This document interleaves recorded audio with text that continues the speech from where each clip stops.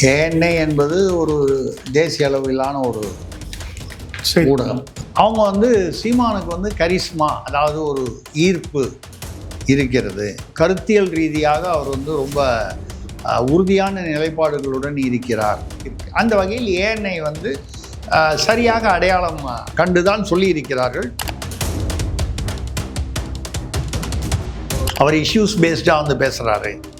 அவன் நல்லவன் இவன் கெட்டவன் அப்படின்னு பேசுறதுக்கு பதிலாக எது நல்லது எது கெட்டது, இங்கே வந்து மனிதர்களை வைத்து அரசியல்வாதிகளின் அடையாளங்களை வைத்து விமர்சனம் இல்லை, கருத்துகளையும் செயல்பாடுகளையும் பொறுத்து விமர்சனம்.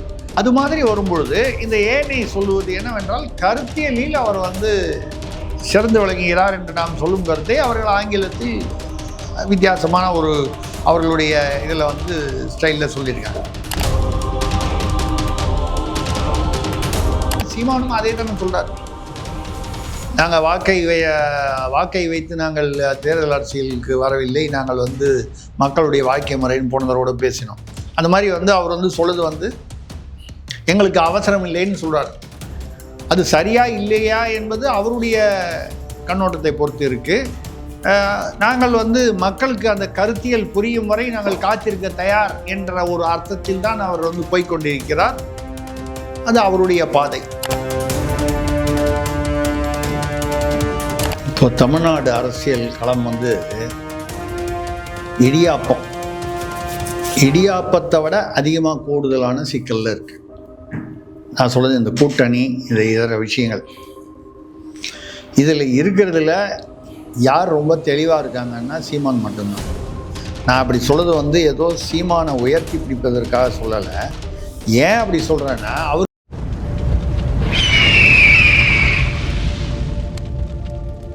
அரசியல் கருத நேயர்களுக்கு வணக்கம். இன்று நம்மோது நம் சிறப்பு விருந்தினர் மூத்த பத்திரிகையாளர் திரிசக்தி அவர்கள். வணக்கம் சார். வணக்கம், சொல்லுங்கள் சார். சமீபத்தில் நேஷனல் ஊடகங்கள் அவங்க ஃபோக்கஸை நாம் தமிழர் மீது திருப்பிடுறது வந்து பார்க்க முடியுது சார். தொடர்ச்சியாக Times of India, Times Now போன்ற சேனல்லாம் சீமான் குறித்த ஆர்டிகல் வந்து வெளியிட்டு இருந்த வகையில் இப்போ ஏஎன்ஐ அவங்க வந்து ஒரு விஷயத்தை வந்து வெளியிட்டிருக்காங்க. சீமான் வந்து கரிஸ்மேட்டிக்கான ஒரு லீடராக வந்து தமிழகத்தில் வளர்ந்து வராரு அப்படின்ற மாதிரியும், அவர் எடுக்கக்கூடிய இஷ்யூக்கள் வந்து கிரெடிபிலிட்டியோட நிற்கிறாரு அப்படின்ற ஒரு விஷயத்தையும் அவங்க சொல்லியிருக்காங்க. எப்படி பார்க்குறீங்க சார்? அதாவது இது வந்து ஏஎன்ஐ என்பது ஒரு தேசிய அளவிலான ஒரு ஊடகம், செய்தி என்ன சொல்கிறது, ஏஜென்சி. அவங்க வந்து சென்னையிலையும் அவங்களுக்கு ஆட்கள் இருக்காங்க. அநேகமாக எல்லா பெரிய நகரங்களிலும் இருப்பார். அதாவது இந்தியா முழுவதும் பரவியுள்ள ஒரு ஏஜென்சி அமைப்பு. அவங்க வந்து சீமானுக்கு வந்து கரிஸ்மா, அதாவது ஒரு ஈர்ப்பு இருக்கிறது. அதுதானே சொல்கிறீங்க நீங்கள்? அந்த செய்தி தான் சொல்கிறீங்கன்னு நினைக்கிறேன். வேறு என்ன சொல்லியிருக்காங்க? அதில் இஷ்யூஸ்களில் வந்து கிரெடிபிலிட்டியோடு நிற்கிறாரு.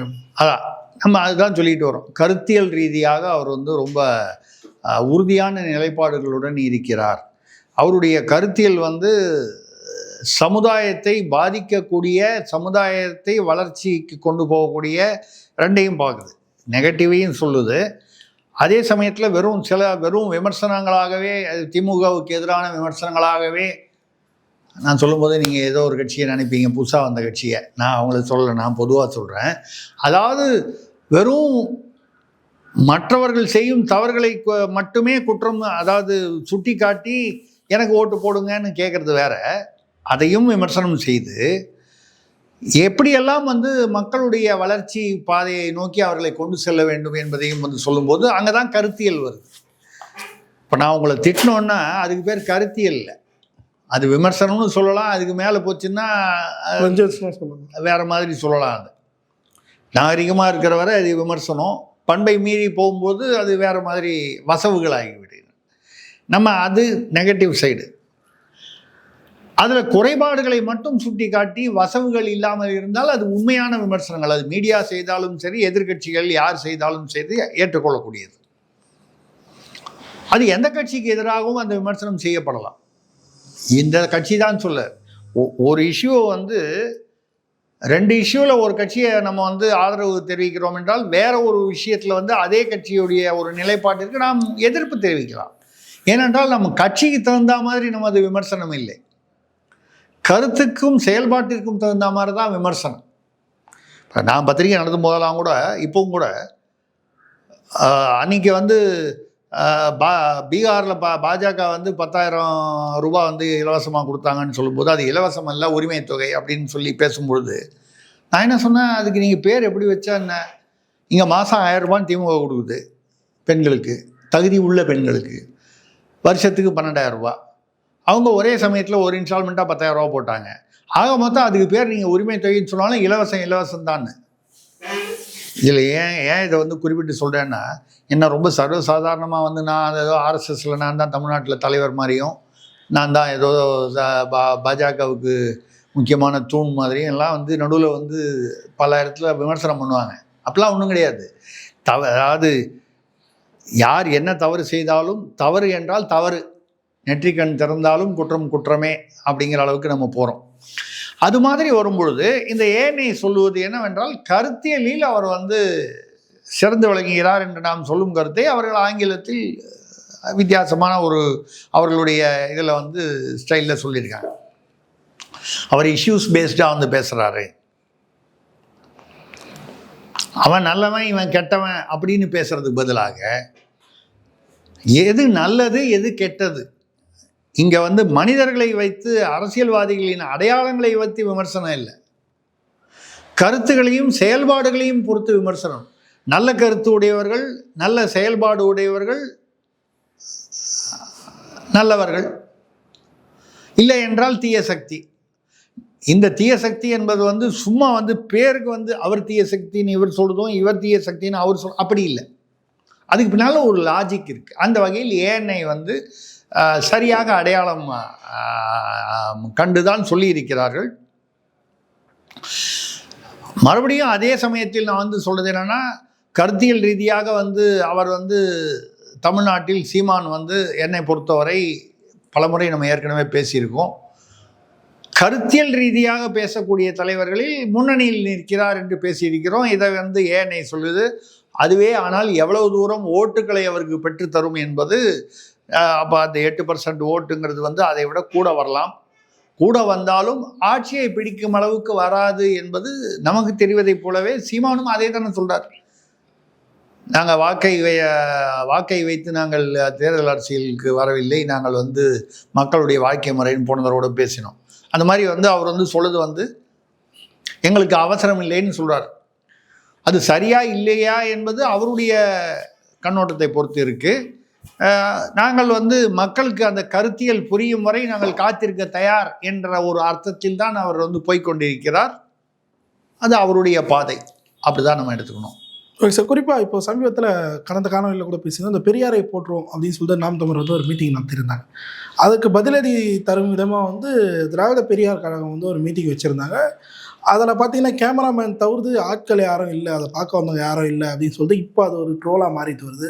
எப்படி பார்க்குறீங்க? சுபவீர பாண்டியன் கூட அதில் பேசியிருந்தாங்க. இருந்தாலும் இவ்வளோ உங்களுக்கு வந்து நக்கல் கூடாதுங்க. நான் என்ன சார் சொன்னேன், நியூஸில் வந்ததை நான் சொல்கிறேன் சார். கேமராமேனை தவிர யாருமே இல்லைன்னு நான் அந்த கூட்டத்தில் எண்ணி பார்த்தேன். கிட்டத்தட்ட ஒரு 6-7 பேர் கேமராமேன். ஒரு கால் கேமராமேன் குடும்பத்துலேருந்து வந்திருக்கலாம், நமக்கு தெரியாது. இருந்தால் கூட கேமராமேனை தவிர யாருமே இல்லைன்னு சொல்லி நீங்கள் வந்து அந்த திராவிட கழக மாநாட்டையோ அவர்கள் வந்து பெரியார் மாநாடுன்னு அதை சொன்னதையோ வந்து பெரியாரையோ வந்து அப்போல்லாம் நீங்கள் தப்பாக பேசக்கூடாதுங்க. நான் ஒரு எண்ணி பார்த்த வரைக்கும் ஒரு 6-7 பேர் இருந்தாங்க. மேடையில் ஒரு 10 பேர் இருந்தாங்க சார். அதான் மேடையில் இருந்ததை விட, அதாவது கீழே சேரில் இருந்ததை விட மேடையில் அதிகமாக இருந்தாங்க. அது நம்ம பார்க்க முடிஞ்சது. என்னை கேட்டால் இந்த 6 பேரையும் இங்கே கீழே உட்காந்துருந்த 6 பேரையும் மேடையிலேயே உட்கார வச்சுருந்தா அனாவசியமாக ஒரு மண்டபமும் மைதானமும் வாடகை எடுக்காமல் ஒரு எங்கேயா ஒரு சின்ன இடத்துல ஒரு திண்ணையில் வச்சு முடிச்சிருக்கலாம். ஒரு 10-15 பேர் உட்காரத்துக்கு ஒரு பெரிய திண்ணை பத்தாதா? ஒரு வீட்டில் பெருசாக திண்ணை இருந்துச்சுன்னா அந்த திண்ணை போதும்ல. அனாவசியமாக எதுக்கு செலவு பண்ணாங்கன்னு தெரியல. அதில் வேறு வந்து தமிழின துரோகிகள் ஐயா சுபவியெல்லாம் பேசியிருக்கார். சுபவி உட்பட பலர் பேசியிருக்கிறார்கள். பேராசிரியர் அப்படிதானே சொல்லணும் அவரை, பேராசிரியர் சுபவி. இந்த திருமணம், அதாவது கள்ள உறவு கள்ளக்காதல் என்பதற்கு வந்து திருமணம் கடந்த உறவு என்று அதற்கு ஒரு பட்டம் கொடுத்தாரே அந்த சுபவி. ஜனங்களுக்கு அடையாளம் தெரியாமல் போயிடக்கூடாது இல்லையா? எவ்வளோ பெரிய ஒரு சீர்திருத்தம். ஒரு கள்ளக்காதல், எது வீட்டுக்காரன் பொண்டாட்டியோட இவன் ஓடி போயிட்டான், இல்லை ஏற்ற வீட்டு காரி புருஷனோட இவ ஓடி போயிட்டா அப்படின்னு இருக்கக்கூடிய ஒரு விஷயத்தை, அது திருமணம் கடந்த உறவு அப்படின்னு சொல்லி அதை வந்து ஏதோ தமிழர்களின் பண்பாடு அப்படின்னு சொன்னால் என்ன அர்த்தம்? ஒரு தவறான விஷயத்தை நீங்கள் வந்து நியாயப்படுத்துவது போலவும் அதுதான் நமது பண்பாடு. அப்புறம் கேட்டால் வந்து மகாபாரதத்தில் அப்படி வரலையா, ராமாயணத்தில் இப்படி வரலையா?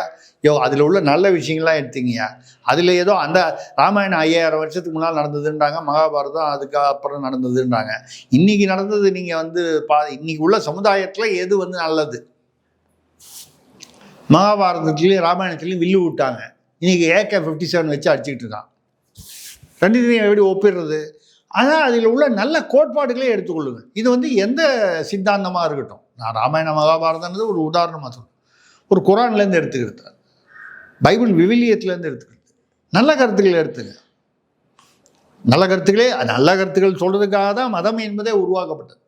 அந்த வகையில் அவர் பேசியிருக்கும்போது பேராசிரியர் அவர் சுபவி அவர்கள் அது போஸ்டர் ஓட்டும்போதே அதில் வந்து தமிழின துரோகிகள், முக்கியமாக சீமானதான் இந்த பெரியார் மாநாடு, பெரியார் மட்டும்தான் பெரியார் தமிழ்நாட்டில், அதை சொல்கிறது 10 பேர், அதை கேட்டுட்டு இருக்கிறது ஒரு 6 பேர், அதை படம் பிடிக்கிறது ஒரு 4 பேர். அதை படம் பிடிக்கிறவங்க காசு கொடுத்தீங்கன்னா அவன் எங்கே வேணாலும் போய் படம் பிடிக்குங்க. நாளைக்கு நீங்கள் ஒரு மாநாடு கூப்பிட்டுங்க, நல்ல போஸ்டர் ஓட்டுங்க, சரண்ராஜ் அரசியல் கருடன் புகழ் சரண்ராஜ் தலைமையில் மாபெரும் பொதுக்கூட்டம், எப்படி அது போட்டுக்கங்க, மாபெரும் பொதுக்கூட்டம். 6 பேர் உட்காந்துருக்காங்க, 4 கேமராமேன் இருக்காங்க, மேடையில் 10 பேர், இதுக்கு பேர் மாபெரும் பொதுக்கூட்டம். இல்லை, இதுலேருந்து என்ன தெரியுதுன்னா, பெரியாருக்கும் வாக்கு வங்கிக்கும் தமிழ்நாட்டில் எந்த விதமான தொடர்பும் இல்லை. இது வந்து சீமான் ஒரு பக்கம் சொல்லிகிட்டே இருக்காரு அவருடைய இதில். நம்மளும் வந்து சீமானுக்கு தொடர்பு இல்லாமல் நாம் ஒரு அரசியல் ஆய்வாளர், அரசியல் ஆர்வலர் என்ற முறையில் நாமளும் வந்து இது பேசிக்கிட்டு தான் இருக்கோம். பெரியாருக்கு வாக்கு வங்கி இல்லை. இன்னைக்கு கடவுள் நம்ம வந்து திருப்பி நான் சொல்கிறேன், பெரியாருடைய கருத்து வந்து தமிழ்நாட்டில் மிகப்பெரிய வெற்றி பெற்றது சமூக சீர்திருத்தம் என்றால், ஸ்ரீரங்கம் கோயில் வாசலில் அவர் சிலையை வச்சு கடவுளை நம்புவோன் காட்டு மராண்டி அயோக்கியன்னு எழுதி வச்சிருக்கீங்க. அதை உதாசீனப்படுத்தி விட்டு, அவரை உதாசீனப்படுத்தி விட்டு என்று சொல்லவில்லை, அவர் எழுதி வைத்ததை உதாசீனப்படுத்தி விட்டு இன்றைக்கி ஸ்ரீரங்கம் கோயிலில் போகிற மட்டும் இல்லாமல் 4000 ரூபாய் டிக்கெட்டை 30,000 ரூபா வரைக்கும் திமுக நிர்வாகிகள் வந்து இப்போ இந்த சொர்க்கவாசலில் பிளாக்ல விற்றாங்களே. ஸ்ரீரங்க சாமி பேர் சொன்னால் 4000 ரூபாய் டிக்கெட்டு 30,000 ரூபாய் வரைக்கும் தமிழ்நாட்டு மக்கள் வந்து பிளாக்ல வாங்குறவன் யார் வாங்குறான்? ரைட்டுன்னு நம்ம சொல்லலை, அது தப்பு. அறநிலையத்துறை வந்து அவர்களுடைய ஆதரவு இல்லாமல் இது நடந்திருக்க முடியாது. அதையும் செய்தது வந்து அங்கே ஒரு திமுக நிர்வாகி தான் ஒருத்தர் செய்திருக்காரு, அந்த கோயில் தொடர்புடையவர் ஒருத்தர் அப்படின்னு சொல்லி இப்போ செய்திகள் வெளியான. அது தவறு என்று கண்டிக்கிறோம். ஆனால் ஸ்ரீரங்கம் ரங்கநாதர் என்ற ஒரு கடவுளுக்கு வந்து இவ்வளவு கும்பல் லட்சம் கணக்கில் போகிறாங்க, பிளாக்ல டிக்கெட்டு போகுது. பெரியார்னு சொல்லி நீங்கள் மாபெரும் பொதுக்கூட்டம்னு சொல்லி நீங்கள் வந்து பெரியார் மாநாடுன்னு சொல்லி ஒரு கூட்டம் கூட்டினீங்கன்னா, கேமராமேனு காசு கொடுத்து கேமராமேனை கூப்பிட்றீங்க, அவர் எந்த மாநாட்டுக்கு வேணாலும் வருவார் இல்லையா? நாளைக்கு ஒரு திருவிழா, தேர் திருவிழா, அவங்கள கூப்பிட்டா வரமாட்டேன்னு சொல்ல போகிறாரு அந்த கேமராமேன். அவருக்கு உண்ட பணம் கொடுத்தா வர போகிறாரு. அது தவிர நீங்கள் 6 பேரோ 10 பேரோ 20 பேரோ இருக்கட்டுமே, இவ்வளோதான் உங்களுக்கு வந்து வாக்கு வங்கி அப்படிங்க இருக்கும் பொழுது, சுபவி அவர்கள் வந்து அதுக்கப்புறம் ஒரு தனியாக ஒரு இடத்துல பேசுனது வாட்ஸ்அப்லலாம் வந்திருக்கு. என்ன திட்டுறாங்க, நீங்க யாருமே குரல் கொடுக்கல, யாருமே என்னை எல்லாரும் திட்டுறாங்க, என்னை கண்டபடி ஏசுறாங்க, என்னை வந்து ஆதரிச்சோ இல்லை வந்து அந்த என்னை திட்டினதை வந்து கண்டனம் பண்ணியோ நம்ம அமைப்பை சேர்ந்தவர்கள், அதாவது திராவிட கழகம், திராவிட அமைப்பு, அவர் வச்சிருக்கிற அமைப்பு, இந்த அமைப்பு, ஒட்டிய அமைப்புகள் யாருமே குரல் கொடுக்கல, நான் வேலை இல்லாமல் வீட்டில் உட்காந்துருக்கேன். அவர் அதானே சார் சொல்கிறாரு, உங்களுக்கு எல்லாம் வேலை இருக்குது. அதுதாங்க சொல்கிறேன், அவர் வருத்தப்படுறாருங்க, வேலை இல்லாமல் வீட்டில் உட்காந்துருக்கேன்னு. இப்போ புரியுதுங்களா? ஈரோட்டுக்காரர் பேரை வச்சு மாநாடு போடுறவங்க வெறும் வந்து மேடையில் 10 பேர் இருக்காங்க, மக்கள் உட்கார வேண்டிய இடத்துல 10 பேரோ 20 பேரோ கூட உட்காரல அப்படின்னா, உண்மையிலேயே இவங்க வேலை இல்லாதவர்கள் என்று இது வந்து இவர் வருத்தப்படுறதுக்கு ஒன்றும் விஷயமே இல்லை. நீங்கள் விற்கிற பதார்த்தத்தை பொறுத்து தான் வந்து வியாபாரம் அமையும் இல்லையா? நீங்கள் என்ன பொருள் விற்கிறீர்களோ அதை பொறுத்து தான் அந்த பொருளின் பயன்பாடு எப்படியோ, அதோடைய குவாலிட்டி தரம் எப்படியோ அதை பொறுத்து தான் வியாபாரம் அமையும். அது துணியாக இருக்கட்டும், உணவாக இருக்கட்டும். பெரிய 5 ஸ்டார் ஹோட்டலில் வந்து பெரிய கும்பல் இல்லாமல் இருக்கும். ஒரு தெரு முனையில் ஒரு இட்லி கடை வச்சுருப்பான். பார்த்தீங்கன்னா காலையில் 50 பேர் நிற்பான், சுற்றி சாயந்தரம் 60 பேர் நிற்பான். தரமும் பயன்பாடும். இது 5 ஸ்டார் இல்லை வந்து 0 ஸ்டாருங்கிறது முக்கியம் இல்லை. பெரியார் மாநாடு நீங்கள் நடத்துனது இப்போ 0 ஸ்டாரா எந்த ஸ்டாருங்கிறது இந்த கூட்டத்தை பார்த்தா தெரிஞ்சு போகுது. அந்த பெரியாருடைய சித்தாந்தம்ங்கிறது தமிழ்நாட்டு மக்களை எவ்வளோ தூரம் வந்து அவர்களை வந்து கவர்ந்திருக்கிறது, ஈர்த்திருக்கிறது, மக்கள் அதை வந்து நம்புறாங்கன்றதும் அந்த கும்பலை பார்த்தாலே தெரிஞ்சு போச்சு இல்லையா? ஒன்று சித்தாந்தத்தை நம்பணும் மக்கள், இல்லை சித்தாந்தத்தை சொல்பவரை நம்ப வேண்டும். இப்போ சில பேருக்கு வந்து கரிஸ்மா அப்படின்னு சொல்லும்போது, அதாவது கரிஸ்மான கவர்ச்சி, ஈர்ப்பு, அவர் சொன்ன அந்த விஷயம் நல்ல விஷயமா இருக்கும் அப்படின்னு சில பேரில் நம்பிக்கை இருக்கும். இப்போ கூட என்னுடைய யூடியூப்பில் பேசும்போது நான் வந்து திமிருக்காகவோ ஆணவத்துக்காக சொல்லலை. இது என்னுடைய பொறுப்பையும் வந்து கடமையும் வந்து அதிகப்படுத்துது. திருசக்தியார் சொன்னால் அதில் வந்து உண்மை இல்லாமல் விசாரிக்காமல் சொல்ல மாட்டார். இது வந்து எல்லாரும் நினைப்பாங்க நான் ஏதோ பெருமையாக சொல்கிறேன்னு. இல்லை, இதில் நிறைய பொறுப்பு இருக்குது. எது சொன்னாலும் வெரிஃபை பண்ணாமல் சொல்லக்கூடாதுன்ற ஒரு அதிகப்படியான ஒரு பொறுப்பு எனக்கு வருவதற்கு இந்த நம்பிக்கை காரணமாக இருக்கிறது. நிச்சயமா. அப்போது நான் சொல்வது ஒரே டுபாகூர்னு வச்சுங்க. நான் என்ன உதாரணமாக சொல்கிறது வந்து வேற யாரையும் நம்ம சொல்லி புண்படுத்தக்கூடாதுன்றதுக்காக நான் சொல்கிறதெல்லாம் பொய்யா சொல்கிறேன்னு வைங்க. கொஞ்ச நாள் நம்புற மாதிரி நம்புவான், அதுக்கப்புறம் கழட்டி விட்டுருவோம். ஸோ இதே நீங்கள் வேற யாரையும் மீன் பண்ணி சொல்லல? இல்லை, உங்களுக்கு தெளிவாக தெரியும். நம்ம யாரையும் சொல்லல, சரிங்களா? இல்லை, சொல்லும்போது சில பேர் ஞாபகத்துக்கு வந்து போகிறாங்க, அதனால் அது நான் பொறுப்பு இல்லை. உங்களுக்கு யார் யாரெல்லாம் ஞாபகத்துக்கு வராங்க, அது எந்த எழுத்தில் ஆரம்பிக்கும், அவரா இவரான்லாம் நான் அதெல்லாம் போல.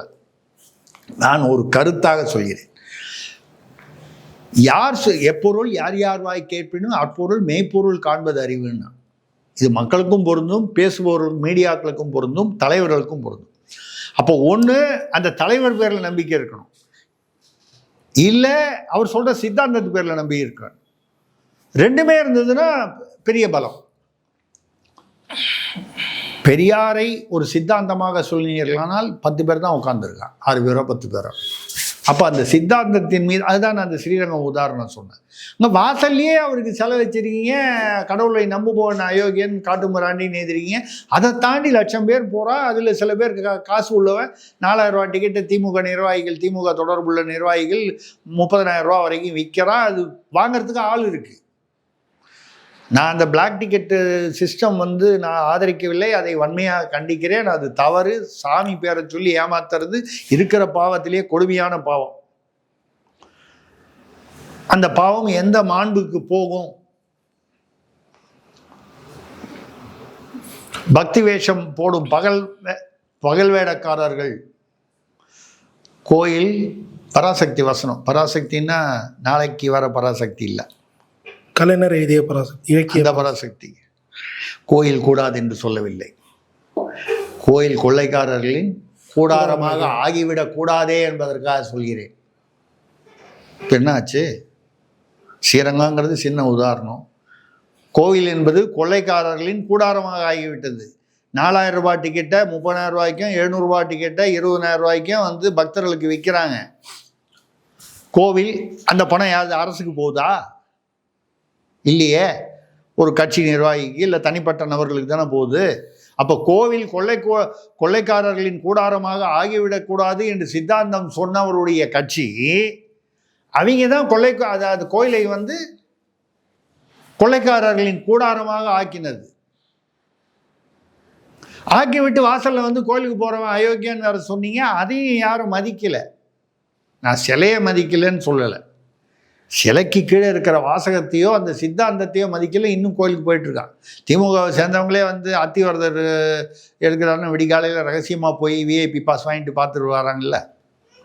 இது இது வந்து அப்போது சுபவி சொல்வது வந்து நம்ம வந்து என்னன்னா அவர் வந்து என்னை வேலை இல்லாமல் உட்கார வச்சுட்டீங்களேன்னு வருத்தப்படுறாரு. உண்மையை சொல்ல போனால் சித்தாந்தம் போனி ஆகாதனால தான் நாங்கள் வந்து யாரோ ஒருத்தரோட சிலையை வந்து கோயில் கோயிலாக வாசல்லையும் அங்கங்கே பூங்காலையும் நாங்கள் நிறுத்தி வச்சுருக்கோம். அந்த சித்தாந்தம் போனி ஆகலைன்றதுனால தான் வெறும் சிலையை அங்கங்கே போட்டு வாசகெல்லாம் போட்டு வச்சுருக்கோம். ஒருத்தனும் கண்டுக்க மாட்டேன்றான். அதை தாண்டியே அந்த சித்தாந்தத்திற்கு எதிராக கடவுளை நம்புவோன்னு அயோக்கியன் அவர் கடைக்கார அவர் சொல்லிட்டு போகிறார். அவன் திரும்பி அதை ஒரு அதில் அதை வந்து லட்சியம் கூட பண்ணாமல் அதை பார்க்க கூட இல்லை, கவனிக்க கூட இல்லை அதில் என்ன எழுதியிருக்குன்னு. அதோடைய ஒரு பிரதிபலிப்பு தான் இந்த நீங்கள் சொல்லுது அந்த தந்தை பெரியார் திராவிட கழகத்துடைய பேரில் நடத்தப்பட்ட அந்த மாநாடு. தமிழின துரோகின்னு சீமான் போன்றவர்களை வந்து அதாவது ஈவேரா பெரியாரை யாரெல்லாம் விமர்சிக்கிறார்களோ திருவாரூர் திருடன் என்று கருணாநிதியை விமர்சிப்பதா அப்படின்னு சொல்றாரு. அது யாருக்கிட்ட கேட்கணும்? சர்க்காரியான்னு ஒருத்தர் இருந்தார், போயிட்டார். இனிமேல் அவர்கிட்ட கேட்க முடியாது, அவர்கிட்ட போய் கேட்கணும். ஏன்னா அது அவர் அப்படி அந்த வார்த்தை சொல்லலையே தவிர அந்த மாதிரி தான் விஞ்ஞான ரீதியில் திமுக வந்து இவ்வளோலாம் வேணாம். எந்த பெரியாரை பெயரை வைத்து இந்த மாநாடு நடத்தப்பட்டதோ அந்த பெரியார் வந்து திமுகவை பற்றி என்ன சொல்லியிருக்காரு ஏதோ ஒரு பக்கத்தில் சொல்லுவாங்க. இந்த கட்சிக்காரனுங்க பதவிக்காகவும் பணத்துக்காகவும் யாரை வேணாலும் விற்றுருவாங்க, பொண்டாட்டியை கூட விற்றுருவாங்க. சொன்னது யாரு? அவருடைய பெயரை சித்தாந்தமாகவும் கொள்கையாகவும் சொல்றீங்க. உங்களை திட்டினவர் கண்ணா முன்னாடி இவ்வளோ மோசமாக பேசியிருக்காரு. அவருடைய சித்தாந்தத்தை வச்சிங்கன்னா மக்கள் நான் வந்து அவர் ரைட்டாக தப்பாக சொல்லலை. திமுகவை பற்றி அவர் விமர்சனம் செய்தது அன்றிருந்த கசப்பான சூழ்நிலையில் செய்தார் என்றால் கூட அது சரியா தவறா என்பதை தாண்டி அப்படி வந்து உங்களை மோசமாக விமர்சனம் செய்தவர், நீங்கள் மோசமாக விமர்சனம் செய்திருக்கிறீர்கள், அவரும் மோசமாக செய்திருக்கிறார். அவருடைய சித்தாந்தத்தை பிடித்து கொண்டு ஏன் அழுகிறீர்கள்? அவர் காலை கட்டி கொண்டு ஏன் அழுகிறீர்கள்? வாக்கு வங்கிக்கு அதற்கு தொடர்பே இல்லையே அப்படிங்கிற வகையில் சுபவி போன்றவர்களை பார்த்தால் நமக்கு வந்து ஒரு பரிதாபம் தான் வருது. ஏதோ ஒரு தமிழ்லாம் படிச்சிருக்காரு, தமிழில் விற்பனர், அப்படிலாம் நமக்கு ஒரு மரியாதை இருக்குது அவர் பேரில். சமுதாயத்தில் அப்பப்போ கருத்து தெரிவிக்கிறாருன்னு.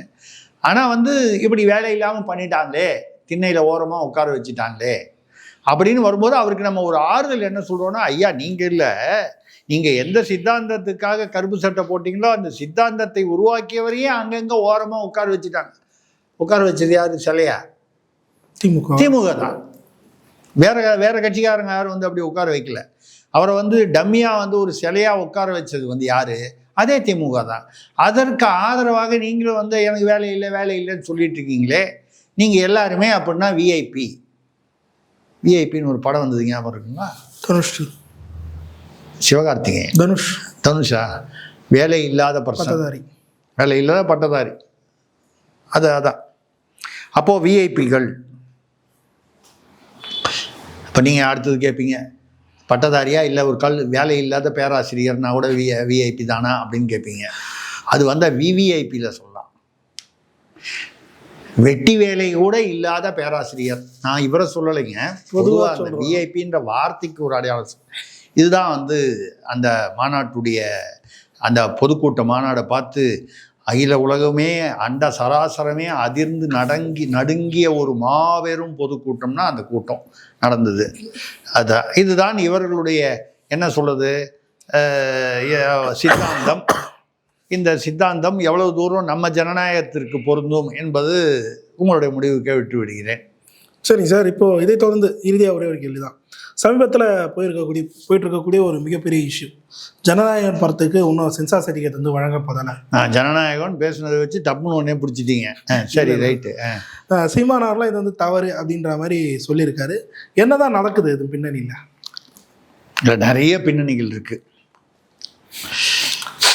இந்த பின்னணிகள், ஏன்னா அந்த பின்னணிகள் எல்லாமே வந்து ஒரு யூகங்களாகத்தான் இருக்க முடியுமே தவிர எதுவுமே இதுதான் சொல்லி உறுதிப்படுத்துகிற மாதிரி தகவல்கள். ஏன்னா தப்பு பண்ணுறவங்க யாராக இருந்தாலும் ஒரு விஷயம் டெக்னிக்கலாக என்ன அரசு ரெண்டு விதமாக பார்க்கிறேன் நான். சீமான் அவர்கள் விஜய் தம்பிக்கு இப்படி நடந்திருக்கக்கூடாது, அவருக்கு இப்படி வந்து அவர் வச்சு செஞ்சிட்டாங்க அது அப்படிங்கிற மாதிரி அர்த்தத்தில் பேசியிருக்கார். அந்த வார்த்தைகளை சொல்ல அந்த மாதிரி, அதாவது விஜயை இந்த விஷயத்தில் ஆதரித்து அவருக்கு எதிராக ஒரு அநீதி இழைக்கப்பட்டிருக்கிறதுன்னு சொல்கிறாரு. அதை வந்து நான் வந்து ஒரு திரைப்பட தயாரிப்பாளனாக, திரைப்படம் ஒரு நாடக நடிகனாக, மேடை நாடகம் மற்றும் தொலைக்காட்சி நடிகனாக, திரைப்பட தயாரிப்பாளனாக, திரைப்படத்துடன் தொடர்புள்ளவனாக அப்படி வரும் பொழுது நியாயம் என்று ஒத்துக்கொள்கிறேன். ஏனென்றால் திடீர்னு வந்து இன்னைக்கு நாளைக்கு ரிலீஸ் ஆக வேண்டிய படத்தை வந்து 2 நாள் முன்னால் வந்து நிறுத்துவது என்பது, அதுவும் இப்படி ஒரு விஜயுடைய கட்சி ரீதியாக அரசியல் ரீதியாக அவர் மீது நமக்கு 1008 விமர்சனங்கள் இருக்கலாம், நம்மளே பேசியிருப்போம், நிறைய வருத்தங்கள் இருக்கலாம். அவர் இப்படி அது கூட எதுக்காகனா அவருடைய வளர்ச்சி நன்றாக இருக்க வேண்டும், அவர் இப்படியெல்லாம் வந்து கவனக்குறைவாக இருக்கக்கூடாது, எங்கெல்லாம் அவர் கவனம் செலுத்த வேண்டும் என்று தான் சொன்னமே தவிர விஜய் அரசியலுக்கு வரக்கூடாதுன்னு நம்ம ஒன்றும் சொல்லலையே. யார் வேணாலும் வரலாம். எவ்வளோ பேர் நடிகர்கள் வந்திருக்கிறார்கள், 1-2 பேர் வெற்றி பெற்றிருக்கிறார்கள், மிச்ச எம்ஜிஆர் ஜெயலலிதாலாம் வெற்றி பெற்றாங்க. தோற்றவர்களுடைய பட்டியல் மிக நீளம். நம்ம அதில் போல இவ்வளோ தூரம் வரவர் இன்னும் கொஞ்சம் கவனமாக நிர்வாகத்தை சரி செய்திருக்க வேண்டும், அப்படிதான் நம்ம விமர்சனம் பண்ணுறோம். ஆனால் இப்பொழுது நடந்தது என்பது அநீதியாகத்தான் தெரிகிறது. இதை சீமான் சொன்னார் என்பதற்காக நான் சொல்லவில்லை. எந்த ஒரு தயாரிப்பா, ஏன்னா அந்த இடத்துல நம்ம விஜயை பார்க்குறோம். விஜயுடைய அந்த படத்தை 500 கோடி ரூபா பட்ஜெட்னு சொல்கிறாங்க. வழக்கமாக அந்த பட்ஜெட் எல்லாம் கொஞ்சம் கூட குறைச்சி சொல்லுவாங்க. அது பல காரணங்களுக்காக, வெள்ளைய கருப்பு, கருப்பு வெள்ளை, ஒரு காலத்தில் கருப்பு வெள்ளை படம் என்பது படத்தினுடைய நிறம் கருப்பு வெள்ளையாக இருந்தது. இப்போ கலர் படமாக இருந்தாலும் படம் எடுப்பதன் நோக்கமே கருப்பு வெள்ளையாக இப்போ இந்த காலத்தில் வந்துருச்சு. அதுவும் மாஸ் ஹீரோ படம்லாம் அப்படி தான் வந்துருச்சு. நம்ம அந்த சர்ச்சைக்குள்ளே போகாமல் ஒரு படத்தை எவ்வளோ தூரம் அன்றைக்கி ரிலீஸுன்ற அளவுக்கு ஒரு எதிர்பார்ப்புகள் கிட்டத்தட்ட ஒரு 600 தியேட்டர்கள் வந்து புக் பண்ணதுக்கப்புறம் வந்து திடீரென்று அது நிறுத்தி வைக்கப்பட்டது. சட்ட ரீதியாக தான் நிறுத்தி வைக்கப்பட்டிருக்கிறது. அரசியல் அதற்கு பின்னால் இருக்கலாம் என்பது ஒரு யூகங்கள் இருக்கலாமே தவிர, நிறுத்தி வைக்கப்பட்டது சட்ட ரீதியாக தான் நிறுத்தி வைக்கப்பட்டது இருக்கிறது. ஆனாலும் வந்து 2 பக்கமும் எப்படி நம்ம வந்து ஏற்கனவே சொன்னோமோ, இது வந்து விஜயுடைய ரசிகர்களுக்கு, ஏன்னா இது வந்து ஒரு பெரிய கலவரமாகலாம். இப்பொழுது பராசக்தி என்ற படம், ரெட் ஜெயண்ட் சிவகார்த்திகேயன், அவர் வந்து சிவகார்த்திகேயனும் மக்கள் மத்தியில் பிரசித்தி பெற்ற ஒரு, பிரிச்சு சொல்றோங்க சார், அப்புறம் பிரச்சனை ஆகிடும். ரெட் ஜெயண்ட் சிவகார்த்திகேயன்றீங்க இல்லைங்க. ரெட் ஜெயண்ட் தயாரிக்கும் பராசக்தி படத்தின் கதாநாயகன் சிவகார்த்திகேயன். மூச்சு வாங்குதுங்க சொல்றதுக்குள்ள. நீங்க சொல்ற மாதிரி நான் சொல்லணும்னா எவ்வளோ நேரம் சொல்லணும், மக்களுக்கு புரியாதா? ரெட் ஜெயண்ட்ன்றது தயாரிப்பாளர். ரெட் ஜெயண்ட் எப்படி ஒரு தயாரிப்பாளரோ அதே மாதிரி தானே கேவிஎன் தயாரிப்பு நிறுவனம். அவர்களுக்கு வேணா ஒரு கால அரசியல் ரீதியாக ஒரு பின்புலம் இல்லாமல் இருக்கலாம், அவர்கள் ஆட்சியில் இல்லாமல் இருக்கலாம். கேவிஎனுடைய முதலாளியோட அப்பா வந்து தமிழ்நாட்டின் முதல்வராக இல்லாமல் இருக்கலாம், அது உண்மையாக இருக்கலாம். அதற்காக சினிமா என்று வரும்பொழுது அது சினிமாவை தானே பார்க்கணும் நீங்கள். அந்த வகையில் இல்லை, நான் கவலைப்படுறது என்னன்னா 2 விஷயம். ஒன்று, டெக்னிக்கலாக ஆர்கியூ பண்ணும்போது இப்போ வந்து கடைசி நிமிஷம் வரைக்கும் அவர் தண்ணி காமிச்சது ஒரு அநீதி இருக்குது அப்படிங்கிறத நான் உறுதியாக நம்புகிறேன். இதையே வந்து 15 நாள் முன்னாலேயே அவருக்கு சொல்லியிருக்கலாமே. அந்த ரிவைசிங் கமிட்டிக்கு அனுப்பிச்சு அதை சரி செய்வதற்கான ஒரு வாய்ப்பையும் நேரத்தையும் கொடுத்துருக்கலாமே. முந்தா நேற்று வந்து திடீர்னு வந்து அதை வெளியிட முடியாத ஒரு சூழ்நிலைக்கு கொண்டு வந்ததில் பல சந்தேகங்கள் எழுகின்றன. இதை நான் சொல்லும் பொழுது அந்த சந்தேகம் பாஜக மீது, மத்தியில் உள்ள பாஜக மீது எழுகிறதா, இல்லை அந்த சென்சார் போர்டுடைய நிர்வாகிகள் மீதா, அல்லது ஆளும் திமுக இதுக்கு என்ன சம்பந்தம்னு கேட்டால் எங்கே சம்பந்தம் வந்துடுது? கேட்டால் நீங்கள் அந்த பேர் சொல்லக்கூடாதுன்னுவீங்க. சிகப்பு பூதம்னு சொல்லவா? அந்த தயாரிப்பு நிறுவனம், முதல்வரின் குடும்பம் வந்து வைத்திருக்கும் அந்த நிறுவனம், அவர்கள் அதுவும் பராசக்தி என்ற படம், அந்த பழைய பெயர் வேற. சிவகார்த்திகேயன் நல்ல நடிகர், நானே அவருடைய ரசிகர் தான். அவருக்குன்னு ஒரு கூட்டம் இருக்கு. இப்போ என்ன ஆகும்னா, இவருக்கென்று வைத்த ஒரு 500-600 தேட்டர் வந்து இப்போ வந்து 9ஆம் தேதி படம் ரிலீஸ் ஆகலைன்னா அதை வந்து பராசக்தி கொடுப்பாங்க. வேறு ஏதாவது சின்ன சின்ன படங்களுக்கு கொஞ்சம் பிரித்து 2 படம் ரிலீஸ் ஆகுது, சின்ன சின்ன படங்களுக்கு கொஞ்சம் கொஞ்சம் கூடுதலாக கிடைக்கலாம். ஆனால் விஜயுடைய ரசிகர்கள் வந்து ஒரு ஏமாற்றம் அடைந்து விடுவார்கள். ஏற்கனவே விஜயுடைய ரசிகர்கள் அந்த அளவுக்கு பக்குவம் இன்னும் அரசியல் பக்குவம் அவர்களுக்கு வரவில்லை என்பதை நாமே சொல்லியிருக்கிறோம். போலீஸ்காரர் கடிக்கிறது, அது மேலே ஏறி நிற்கிறது, முத்தம் கொடுக்கலன்னா இறங்க மாட்டேன்னு சொல்லுது, இப்படி பல விஷயங்கள். என் குடும்பத்தில் பாக்கி எல்லாரும் 9 பேர் ஓட்டு போடலன்னா விஷம் வச்சு கொண்டுடுவேன்னு ஒரு பொண்ணு சொல்லுது. இதெல்லாம் வந்து அரசியல் முதிர்ச்சியின்மை, பக்குவமின்மை, ஒரு வெறித்தனமான ஒரு ஒரு அது ஒரு என்ன சொல்றது, அந்த விஜய்னா ஒரு வெறி, பாசம் வேற வெறி வேற. அப்படி இருக்கும் பொழுது இந்த சூழ்நிலையில் என்ன நிகழலாம் என்றால், இவருடைய படம் ரிலீஸ் ஆகலைன்னு சொல்லி இது வந்து கண்ணாமுன்னா என்று வந்து பராசக்தி எங்கெல்லாம் வெளியிடுறாங்களோ அந்த தியேட்டர்களின் மீது விஜய் ரசிகர்கள் வந்து தங்கள் கோபத்தை வெளிப்படுத்த ஆரம்பித்தால் கடைசியில் வந்து பிரச்சனை யாருக்குமோ. இந்த தியேட்டர்காரெல்லாம் என்ன பாவம்னா, வாசலில் கட்டவுட்டை கொளுத்திடுவாங்க, இது கொளுத்துருவாங்க. பாதிக்கப்படுவது ஒன்று சிவகார்த்திகேயனுடைய இமேஜ் பாதிக்கப்படும். அவர் சிவகார்த்திகேயனை பொறுத்த வரைக்கும் எந்த கட்சி அரசியல் தான் சம்மந்தப்படாமல் அவர் அவருடைய ஒரு மாஸ் ஹீரோ தான். அதே சமயத்தில் கட்சி சார்பு எதுவும் இல்லாமல் அவர் போயிட்டுருக்கார். இப்போ கூட வந்து அவர் இந்த சாதி அந்த சாதிலாம் சொல்கிறாங்க, அதெல்லாம் நம்பலை. அவருடைய சாதியை வைத்து அவரை வந்து யாரும் ரசிக்கலை. அவர் என்ன சாதி என்று தெரியாமல் தான் ரசித்து கொண்டிருக்கிறார்கள். அது தெரிந்தோ தெரியாமல் அவரை ஒரு ஹீரோவாக பார்க்கிறார்கள். அந்த படம் அவர் டீசெண்டாக அவர் படம்லாம் சுவாரஸ்யமாக இருக்குது.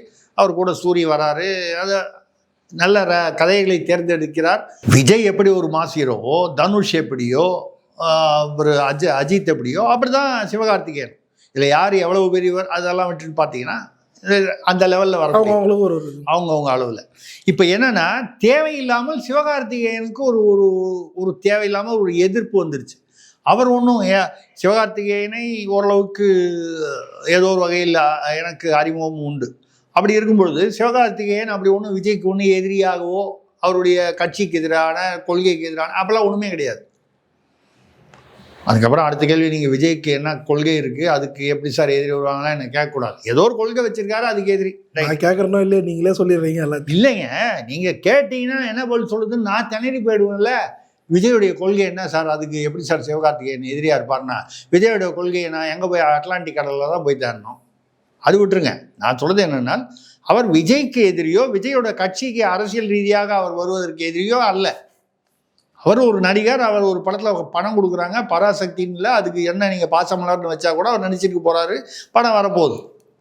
ஆனால் தேவையில்லாமல் இப்போ வந்து இதன் பின்னால் அரசியல் இருக்கலாம். கடைசி நிமிடத்தில் நிறுத்தப்பட்டது வந்து அரசியலாகவும் இருக்கலாம், இல்லை இயல்பாக நடந்தது. அங்கே வந்து விஜய் பக்கத்திலும் வழக்கம் போல ஒரு கவனக்குறைவு என்னவென்றால், வழக்கம் போல் ஏன் சொல்கிறேன்னா கரூர்லேயும் அதே தான் 12ஆம் தேதி கூட சிபிஐ வச்சுருக்காங்க. ஏனால் ஒரு தயாரிப்பாளன், நான் வந்து அவ்வளோ பெரிய தயாரிப்பாளன் இல்லை, இருந்தாலும் ஒரு தயாரிப்பாளர் அனுபவம் இருக்கிறதுனா கையில் சென்சார் சர்டிஃபிகேட் வாங்கினதுக்கு அப்புறம் தான் தியேட்டர் ஃபிக்ஸ் பண்ணணும், ரிலீஸ் டேட் ஃபிக்ஸ் பண்ணணும். நீங்கள் ரிலீஸ் டேட் ஃபிக்ஸ் பண்ணிவிட்டு சென்சாரை வந்து நீங்கள் வந்து ஏன் கொடுக்கலன்னு கேட்குறது வந்து, இதை நான் சொல்லவில்லை. இதில் வந்து நீதிமன்றத்தில் வந்து நேற்று அது ஆர்கியூ பண்ண சென்சார் போர்டு சார்பாக ஆஜராகிய சீனியர் வழக்கறிஞர் அவர் அந்த கேள்வி கேட்டிருக்கார். நீங்கள் கையில் வாங்கிட்டு இல்லை, நீங்கள் வந்து டேட்டை ஃபிக்ஸ் பண்ணோம், நீங்கள் டேட்டை ஃபிக்ஸ் பண்ணிவிட்டு அதுக்குள்ளே ஏன் கொடுக்கலன்னு கேட்டால், இல்லை கொடுக்குறேன்னு சொன்னாங்க, வழக்கமாக ஒரு வாரத்தில் கொடுத்துருவாங்க. அந்த வழக்கமாக ஒரு வாரத்தில் கொடுத்துருவாங்கங்கிறதெல்லாம் அப்படிலாம் இல்லை. சில சமயங்களில் ஒரு வாரத்திலும் கொடுத்திருக்கிறார்கள், ஒரு வாரத்தில் கொடுத்தாக வேண்டும் என்ற எந்த விதிமுறையும் இல்லை. நம்ம வந்து சென்சார் போர்டை சப்போர்ட் பண்ணி சொல்லலை. சென்சார் போர்டில் இவ்வளவு லேட்டாக பண்ணது இது பல யூகங்களுக்கும் சந்தேகங்களுக்கும் இடம் கொடுக்கிறது என்று தான் நாம் வந்து விமர்சிக்கிறோம். ஆனால் நீ ஏன் எனக்கு ஒரு வாரத்திலேயே கொடுக்கலைங்கிறது இன்னைக்கு கேட்டு பிரயோஜனம் இல்லை. அன்றைக்கி இப்போ கடைசியில் என்னாச்சு, 24 நாட்டில் வந்து வெளியிறதா இருந்தது, எல்லா நாட்டிலையும் வந்து அதை நிறுத்த வேண்டிய ஒரு சூழ்நிலை வருது. ஏன்னா அங்கே வெளியாச்சுன்னு வைங்க, ஏங்க எல்லாம் கரெக்டாக போட்டு ஒன்றும் பிரச்சனையே இல்லாமல் ரிலீஸ் ஆகிற படமே அந்த தமிழ் ராக்கர்ஸ்னு ஒரு குரூப் வந்து அவன் எங்கே இருக்கானே தெரியல, கோர்ட்லேயே அவனை தடை பண்ணணும்னு சொன்னால் அவன் யார் எங்கே இருக்கான்னு தெரியாமல் தடையே பண்ண முடியாமல் 10-15 வருஷமாக தவிச்சிட்டு இருக்காங்க. எந்த படம் வந்தாலும் அடுத்த ஒரு காலையில் ஃபஸ்ட்டு ஷோ வச்சா செகண்ட் ஷோ வரும்போது யூடியூப்பில் வந்துடுது. நம்ம மக்களும் வந்து சந்தோஷமாக வீட்டில் உட்காந்து ஓசியில் பார்த்துறாங்க. ஓசிலேயோ இல்லை ஏதோ ஒரு குறிப்பிட்ட குறைந்த கட்டணத்துலேயோ பார்த்துடுறாங்க. அவனுக்கு இது தேவையில்லை, விளம்பரம் வச்சு அவன் சம்பாதிச்சிடுறான். இல்லை வந்து வெறுப்பேற்றுறதுக்காகவே கூட வந்து வியாபாரம் பண்ணுறாங்களோன்னு தோணுது. ஏன்னா அவன் எங்கே இருக்கானே கண்டுபிடிக்க முடியல. இதில் வந்து விஜய் படம் தான் இல்லை, எல்லாருடைய படமும் தமிழ் ராக்காஸில். இப்போ தமிழ் ராக்காஸுங்கிறது நம்ம ஒரு ஆள் சொல்கிறோம். இப்போ நிறைய வெளிநாட்டில் படம் ரிலீஸ் ஆச்சுன்னா தமிழ் ராக்காஸ் மாதிரி இன்னும் எவ்வளோ பேர் அதை எடுத்து யூடியூப்பில் போடுவான்னு தெரியாது. அப்புறம் தியேட்டரில் வரும்போது அந்த படம் எப்படி ஓடும்? இந்த தயாரிப்பாளருக்கு 500 கோடி போட்டேங்கிற சொல்கிறாங்க. 500 கோடியோ 300 கோடியோ 600 கோடியோ போட்ட பணம் நஷ்டமாயிடுமா? எந்த ஒரு தயாரிப்பாளருமே போட்ட பணத்துக்கு மேலே 10 ரூபா வரணும்னு தான் எதிர்பார்ப்பாங்க. ஸோ இது வந்து விஜய் இந்த விஷயத்தில் வந்து கொஞ்சம் அந்த தயாரிப்பாளர்களுக்கு அப்படி ஒன்றும் தெரியாமலாம் இல்லை. அவர்கள் வந்து ஹிந்தி படம் தான் தயாரிக்கிறார்கள். தமிழில் இதான் முதல் படம். வேறு தெலுங்கு படம்லாம் தயாரிச்சிருக்காங்க. எனக்கு தெரிஞ்ச ஒரு 6-7 படம் தயாரிக்காங்க. இப்போது ஒரு படம் வந்து மார்ச்சில் கூட வெளியாக போகுது, ஹிந்தி படம். ஓரளவுக்கு சமீபத்தில் தான் அவர்கள் வந்து இந்த தொழிலுக்கு வந்திருக்கிறார்கள் என்றால் கூட ரைட்டு. அப்புறம் அடுத்தது நம்ம மறுபடியும் போனால் வந்து அவர்களுக்கு ஏது இவ்வளவு பணம் கேட்டால் அது ஏங்க நம்ம அவங்க எங்கேயோ அவங்க வந்து பெங்களூர்காரங்க போல இருக்கு. கே வெங்கட் நாராயணான்னு அவர் பெங்களூர்காரரு. அவரை விடுங்க, தமிழ்நாட்டிலேயே வந்து அட் எ டைம் வந்து 5 மாஸ் ஹீரோ பெரிய ஹீரோக்களை வைத்து யாரோ ஒரு தம்பி படம் எடுக்கிறாரு. அவர் வந்து 2 வருஷத்துக்கு முன்னால் மிடில் கிளாஸில் இருந்தவர். அவருக்கு எங்கேருந்து பணம் வந்துச்சுன்னே வந்து நம்ம வந்து ஆராய்ச்சி பண்ண முடியல. அதுக்கே நம்ம நீதிமன்ற தடை வாங்கிட்டு அதை எப்படியோ சமாளிச்சிட்ருக்காங்க. இப்போ யாருக்கு எங்கே பணம் வந்துச்சு, அவங்க பினாமியா சுனாமியா நமக்கு தெரியாது. அதெல்லாம் விட்டுட்டு ஒரு தயாரிப்பாளர் என்ற முறையில் கடைசி நிமிஷத்தில் இப்படி வந்தது வந்து தயாரிப்பாளருக்கு மிகப்பெரிய அநீதி. விஜயை தாக்குவதாக நினைத்து தாக்கப்பட்டது தயாரிப்பாளர், அடிபடுவது தயாரிப்பாளர். விஜய்க்கும் இமேஜ் அடிபடுது, பல சிக்கல்கள் வரலாம். ஆனால் தயாரிப்பாளர் யாரோ ஒருவர், அவர் வந்து ஒன்றும் விஜயோட கட்சிக்காரர் இல்லை, அது ஒன்று. இவங்களும் வந்து அந்த கையில் சென்சார் சர்டிஃபிகேட்டை வாங்கிட்டு சேஃப்டியாக இப்படியெல்லாம் நடக்கும்னு ஏங்க நீங்கள் தான் கரூரில் அனுபவப்பட்டிருக்கீங்களா? அப்படி நடக்காது என்று நம்பி நீங்கள் வந்து காவல்துறை மிக சிறப்பாக இருக்கிறது. நான் நீ காலையில் ஈரோட்டில் பேசுகிறீங்க, சாயந்தரம் கரூரில் போட்டு தள்ளப்பட்டீர்கள். யார் போட்டு தள்ளினார்கள் என்பது சிபிஐ விசாரணையில் இருக்குது, நம்ம பேச வேண்டாம். ஆக நடக்கக்கூடாது, நடந்து விட்டது. 41 உயிர்கள் போல். அதுக்கப்புறமாவது எல்லா விஷயத்துலையும் இன்னும் கொஞ்சம் கவனமாக இருக்கணும். அந்த வகையில் வந்து கையில் சர்டிஃபிகேட்டை வாங்கிட்டு அதுக்கப்புறம் தியேட்டரை ஃபிக்ஸ் பண்ணியிருந்தால், அந்த கவனமாக இருந்திருந்தால் இந்த பிரச்சனை வந்திருக்காது. இப்போ பொங்கலுக்கு தான் ரிலீஸ் பண்ணோன்னு என்ன, விஜய் ஒரு மிகப்பெரிய இது பிப்ரவரியில் ரிலீஸ் பண்ணால் ஜனங்க பார்க்க மாட்டாங்களா? இன்ஃபேக்ட் அப்படி பார்க்கும்போது போட்டி இல்லாமல் அப்போ ஒன்றும் பெரிய படம் வரலன்னா உங்களுக்கு இன்னும் அதிகமாகவே தியேட்டர் கிடைக்கும். இப்போ என்ன போகுது, என்னுடைய கவலை விஜய்க்கு பாதிப்பு, அவருடைய தயாரிப்பாளருக்கு பாதிப்பு, இதெல்லாம் தாண்டி நாளை காலையில் தீர்ப்பு வாங்கி நாளைக்கே படத்தை வெளியிடுவது என்பது சந்தேகம். யதார்த்தத்தில் அப்படி ஆகலை, ஒரு 4 நாள் தள்ளுதுன்னா கூட உடனே அந்த தியேட்டர்லாம் வந்து யாருக்கு கொடுத்துருவாங்க? பராசக்தி கொடுத்துருவாங்க, இல்லை ஏதாவது 1-2 சின்ன படத்தை கொடுப்பாங்க கொஞ்சம். அப்போ விஜய் ரசிகர்கள் வெகுண்டு எழுந்தார்கள் என்றால் இது வந்து யாருமே அது வந்து பாதிப்பு வரும்னா அப்பாவி தியேட்டர்காரர்களுக்கு பிரச்சனை, சட்ட ஒழுங்கு பிரச்சனை, இதெல்லாம் வந்து வரக்கூடிய ஒரு வாய்ப்பு. இதெல்லாம் கொஞ்சம் உற்று நோக்கும்போது இதெல்லாம் வரணும்னு யாரோ வேணும்ட்டு பண்ணுறாங்களோன்னு கூட ஒரு சந்தேகம் வருது. அந்த கட்சி 3 எழுத்து இனிஷியல். புரியுது. நீங்கள் என்னை வந்து மறக்க முடியாது. 3 எழுத்து இனிஷியலில் நிறைய கட்சி இருக்கும், எப்படி வேணாலும் எடுத்துக்கலாம். நீங்கள் எதுக்காக சொல்கிறேன்னா, யார் அதை வேண்டுமென்று செய்தார்களா, இல்லை இது அரசியலே இல்லை எதேச்சையாக நடந்தது அப்படின்னு வச்சுக்கிட்டா கூட இது வந்து தவிர்த்திருக்கப்பட வேண்டியது, சென்சார் போர்டு சைட்ல இருந்தும் தவிர்த்திருக்கப்பட வேண்டிய ஒரு விஷயம். விஜய் தரப்பினரும் கவனம் சற்று அதிகமாக செலுத்தி கவனக்குறைவு இல்லாமல் கையில் சர்டிஃபிகேட் வாங்கிட்டு பண்ணியிருக்கணும். இப்பொழுது இது ஒரு சட்ட ஒழுங்கு பிரச்சனையாகி மீண்டும் வந்து தியேட்டர்களில் ஒரு நெரிசலோ இல்லை ஒரு கலாட்டாவோ கலையபரமோ நடந்தால் அது யாருடைய அரசியலை பாதிக்கும் என்றால் நிச்சயமாக விஜய் அவர்களுடைய கட்சி, அவர்களுடைய அரசியலை தான் பாதிக்கும். அது பாதித்து விடக்கூடாது என்ற ஒரு ஆதங்கத்தில் தான் நம்ம வந்து இதை சொல்கிறோம். நல்லபடியாக அந்த படம் வந்து வெளியாகி வெற்றி அடைய வேண்டும். தயாரிப்பாளருக்கும் விஜய்க்கும் விஜய் ரசிகர்களுக்கும் திருப்திகரமாக, பொதுமக்களுக்கும். விஜய் ரசிகர்கள்னு சொல்கிறோம், தாவேக்கா தொண்டர்கள் நம்ம சொல்லலை, விஜய் ரசிகர்கள். ஏன்னா தாவேக்காவுக்கு வெளியிலையும் விஜய் ரசிகர்கள் இருக்காங்க.